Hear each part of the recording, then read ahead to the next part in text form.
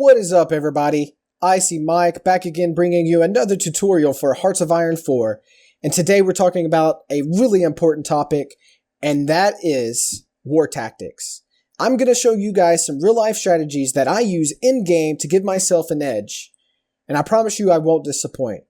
But before we get going, and before I get in-game and even show you in more detail, I need you guys to get on the same page as me and understand some definitions. So parts of a battle that I'm going to be talking about is the front line, which you guys should be familiar with. It's just the part of an army that is closer to the enemy, and everything you do in Hearts of Iron 4 will be based off your front line. Then I'm also going to refer to flanks, and that is just the right and left side of a body of people. This is going to be important when we get into some of the more advanced tactics to understand what a flank is. Reserve forces is going to be a military force away from the battle, but close enough to enter, because we're going to be using some of these. Then the main attack is going to be the main push of a military force. Secondary attack is also another area of attack which doesn't consist of your main army. That's it, guys. Pretty simple. So let's go ahead. You just got war declared, or you just declared war. What do? Well, it's simple. 5 easy steps, baby. First, you need to identify your objective. No one wants to go into war not knowing what they're going to do. So make sure you know where you're going. In Hearts of Iron 4, it's going to be for the capital most likely, because you need victory points. Victory points cause your opponent to capitulate, and capitals are worth 50 victory points. But regardless, you need to identify your objective, and then after you know where you're going, how are you getting there? And that is why you got to identify natural barriers, because they can become your enemy or your friend, and you need to make sure they are on your side. So make sure you're looking for mountains, hills, forests, swamps, marshes, all that stuff, because it's going to make the difference in the battle, I promise you. Then after you've done all that, you need to go ahead and organize your divisions. You need to make your army organized so you can quickly and efficiently maneuver them and make them the best that they can. Then number 4, you need to go ahead and form that front line. You've organized everything, have that front line established so you can't lose any more territory, and you're holding the enemy back and get ready to push them into their territory. After you've done that, you're ready to create your battle plans, which will include your offensive lines, your fallback lines, etc.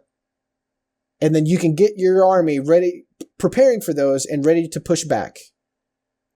So now you know those 5 steps. Let's talk about how you should organize your divisions. For your front line, I love to make it just infantry. Regular infantry and motorized infantry. And I make sure that they have everything they can have to increase their entrenchment, because that is super important. The more you can hold a front line, you're going to win. I mean, that's it. Hold the front line longer than your opponent, and you win.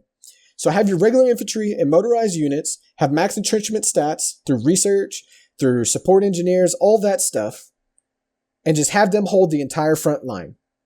Then you want to have your main army, or you want to have a separate infantry army. Not all your infantry is going to go in the front line, but you want to have your army, your armor, your artillery focus on the critical points. And by that I mean, where are you going? If you're going through a choke point, or if you're going towards the middle, you need to have them in the main focus of your attack.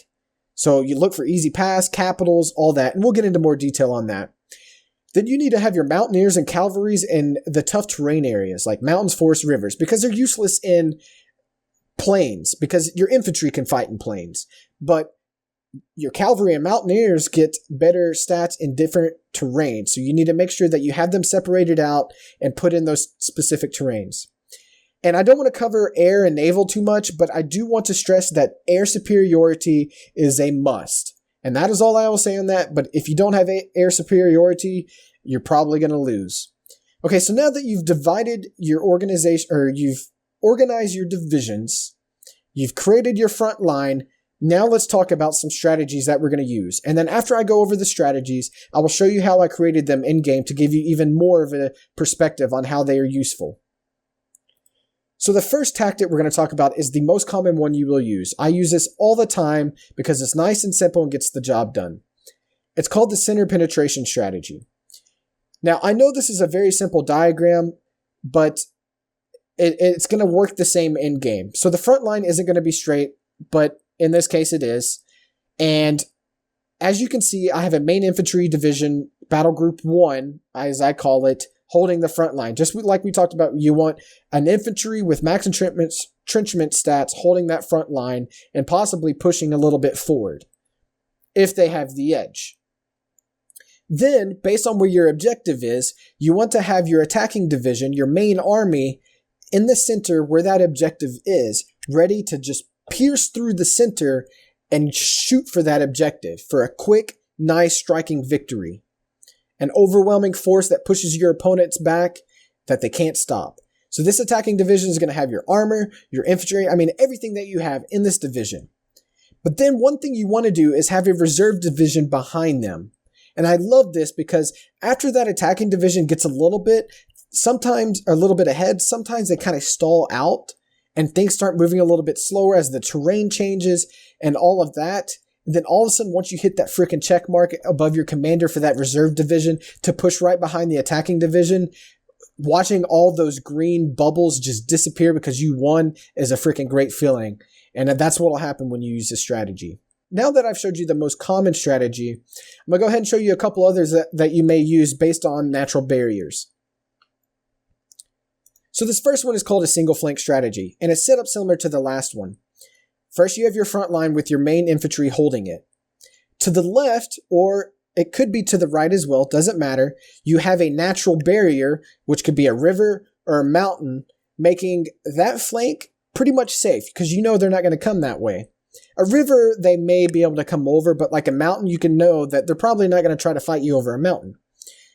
So that means the right side is empty. So how would you take advantage of that? Well, just like the center strategy, you want to kind of center up on it, have your attacking division hold the line with the infantry. So the opponent thinks you're just coming straight for them. So that's where they are. What they're going to do is they're going to stack the middle. And that's what you want them to do. So you're just going to hold that. You're just going to hold that front line. You're not trying to push too hard. You just want to hold. But then that reserve division, battle group number 3, sitting in the back, is freaking going to operate by moving all the way around. They're going to hit a weak point in the front line that troops were taken away from. They're going to pierce through that front line, and they're going to sweep over to the objective. And if the objective's too far, you can just do a complete circle and encircle your opponents. Encircling your opponents is a fine strategy to use because it causes max attrition, and then you can just wait it out and then finish or come in for the kill after they're basically starving to death. So to encircle your opponents, all you got to do is just basically conquer all the provinces around the army, and there you go. They can't get any more supplies, and they become a weaker army for you to fight. So now that's the single flank strategy. What about a double flank strategy? So this one's a little bit harder to pull off, but you may be able to use it, but I wanted to go ahead and talk about it anyways. Same as the single flank strategy. The only difference is you have an extra reserve division in the back and it goes left. And this is pretty much when you're fighting a smaller army and you want to get the battle over quickly. And you have a really big army, you can just kind of sweep in, double flank and get it done, encircling them. This is a real quick strategy to get wars over with if you're fighting a inferior army. Now, this last strategy is not going to be used that often, but is a very good one to know because when you do use it, it's freaking awesome to pull off.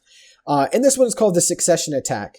And the reason why you would use this one is if, let's say you're fighting on a hard terrain, like a full mountain range, but then there's one province that isn't a mountain. It's like a forest or a plain, and that is the weak point of the front line. Well, you can probably bet that that's going to be heavily guarded. It may not, depending on your opponent, but that is your best area of entry. So you're going to have your main infantry division holding that front line as normal. Then you're going to have 2 smaller size armies just holding with that main infantry in the center or across the whole line as well. But then on the weak point, wherever it is, you want 3, at least 2, but I prefer 3 different divisions with an offensive attack order, and you want to go one at a time. So send attacking division number 1, let them get a little bit of progress. When they start stalling, send in attacking division number 2. When that starts stalling, send in an attacking division 3. And hopefully number 3 is the one that puts you through the line and gets you going and changes the battle. Once you get past that main barrier, whether it's a mountain range, then you can come back, recreate a new front line, and go back to one of the earlier strategies that we talked about. So now that we kind of got the freaking textbook lessons out of the way, let me go ahead, get in game, and show you how I set some of these up. Okay, so now that we have talked about Tactics 101, I wanted to give you guys an example in game of how I would possibly set up an attack order. Now, I have clearly separated all my divisions out, which may be not a good idea, just it kind of depends on how you set them up. I definitely want a stronger front line, but I wanted to show you guys kind of how you could do it.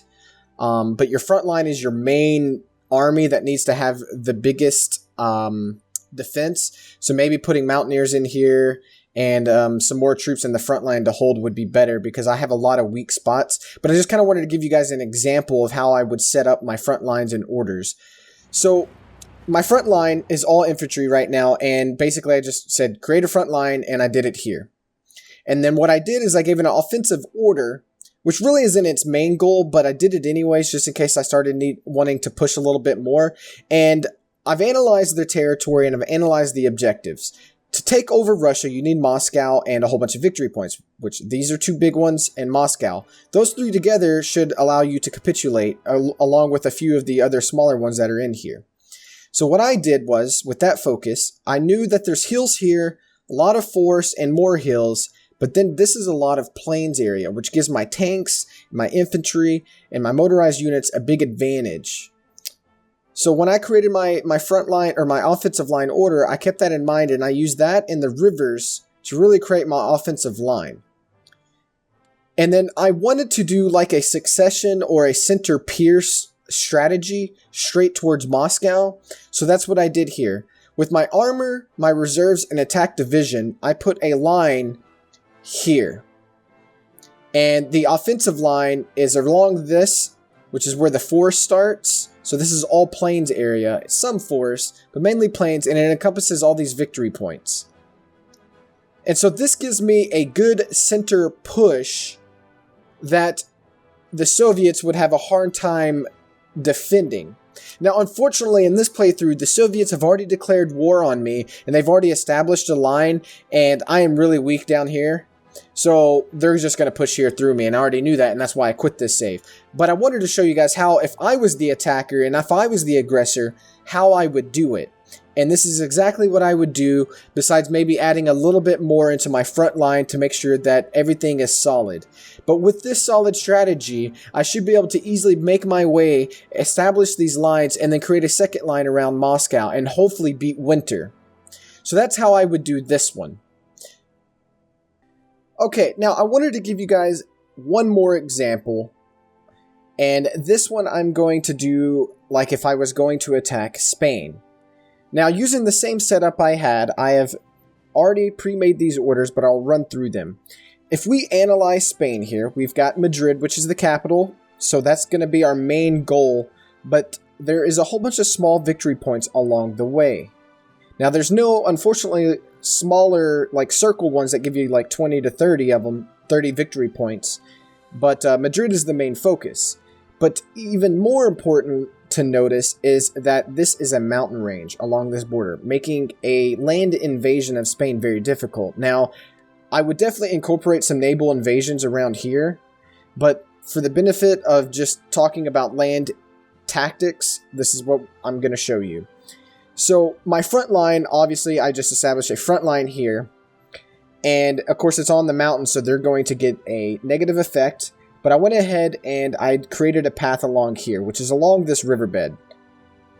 Now, if you look closely, this province here is a forest, which means it does not have near, this one's mountain, but this one does not have near the defense that these do because it's not mountainous. So what strategy would I use here? I would use the succession strategy. So that is what I have set up here. My armor, my reserves, and attacking divisions all have front lines on these two provinces, and I gave them the offensive line attack order to create a line right here. So they are going to push through here, through this forest, ignoring the mountains and creating a much better offensive advantage for us for a push towards Madrid. And so this should give us the breakthrough that you need. And so I would just do my armor and my attacking divisions first, have them come in, and then have that reserve army finish the push out. So that is the strategy I would use when attacking Spain. But I also would definitely include naval invasions, because you just don't want to have one front in any war, and the mountains are going to be very tough for you. Well, that concludes today's tutorial. I hope you guys found it useful and informative. I really love making these for you guys. I know they're one of my most popular videos when I make the tutorials, so I really appreciate all the feedback and support. If you thought this was helpful, hit the like button. If you want to share your own strategies or your feedback on this video, make sure you put it in the comment section. And if you want to be updated on future videos that I make, please hit the subscribe button. All of that helps me out so much. Also, don't forget to check out my other Let's Play videos for both Hearts of Iron 4 and Stellaris. I always try to make sure I incorporate and talk about these strategies that I teach you guys and incorporate them in my game, or otherwise I'd be a hypocrite. But I hope those are entertaining for you. But I'll quit blabbing, let you guys go ahead and try these things in game. Thank you so much again for watching, and I'll see you in the next episode.